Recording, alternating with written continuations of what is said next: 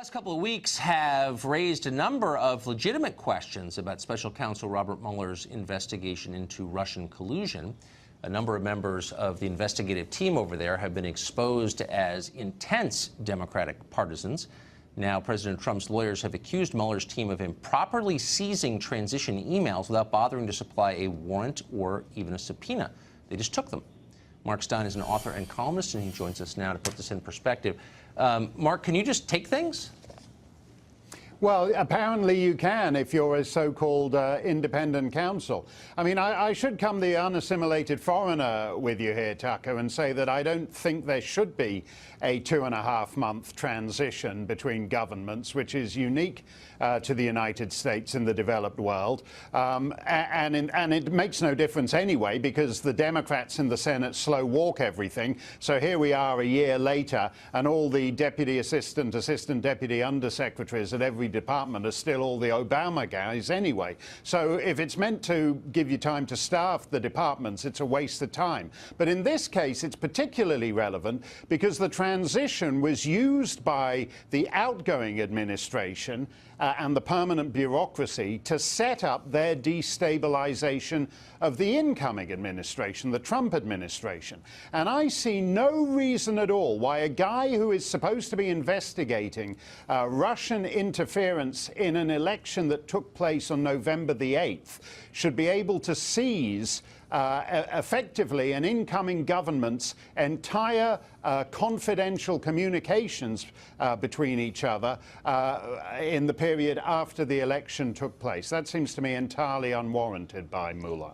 You're aware that by saying that, you're putting this nation at risk. I was watching MSNBC this morning and learned that those who raise questions about the Mueller investigation are, this is almost a quote, inciting violence in the streets, delegitimizing the U.S. government, maybe precipitating a coup. I mean, do you feel uncomfortable with your criticism because it's wrong to criticize the government? No, because it's Mueller and the whole independent counsel that is designed to delegitimize the institutions of government, starting with the president. By the way, while we're at it, Mueller is the last guy on the planet who should be an independent counsel, because he's not independent of anything. He used to work for Paul Manafort's former law firm. He's connected with everybody. Ever since he was appointed, for the last 6 months, I've sat and watched Fox, and I watched MSNBC and watched CNN and all the others, and an endless parade of Beltway insiders saying, well, I've known Bob Mueller since 1972 and you couldn't find a straighter arrow. He's an Eagle Scout.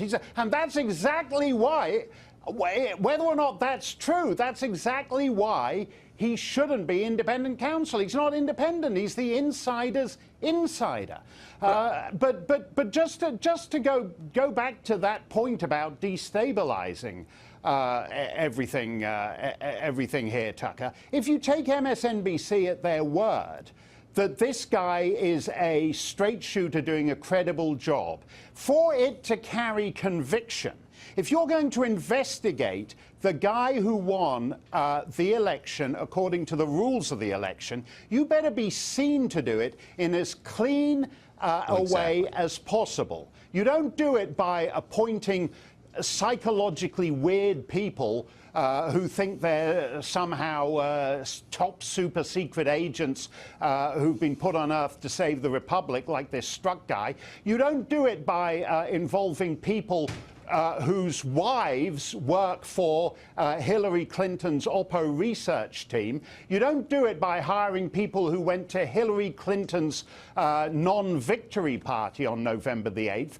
Not everything that Mueller has done discredits his own reputation and discredits his own investigation. So by my count, you've got 9 out of 15 investigators so far having donated to Democratic politicians, to the Clintons. Now, I've got pretty strong political views, very strong. I talk about them every night on TV. I've never donated a single dollar to any politician because my views aren't strong enough to warrant a donation. So if you've got people who are so spun up about politics, they're giving money to specific candidates, investigating a guy on the other side, why shouldn't that at least raise the question, what the hell is going on?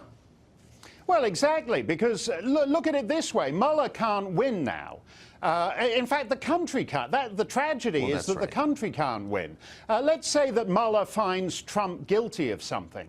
Half the country, the half of the country that voted for Trump, is going to say, this is ridiculous. A bunch of people who were Hillary donors, who went to Hillary's parties, who worked for Hillary's Oppo research team, who were having Hillary fans who were having illicit affairs because they loved Hillary so much, it turned them on so much. As you pointed out, those tweets and texts between Strzok and his lover, you know, it sounds like John le Carre rewritten by Teen Beat. It's completely preposterous. But the half of the country that voted for Trump won't accept a verdict against him. Likewise, the other half will not accept, if Mueller exonerates Trump, they'll say, oh, well, that's just because the Republicans demonized him and trashed him. Mueller's killed the whole point of this investigation. You're exactly right. The whole point of independent counsel investigations is to reassure us it's on the level.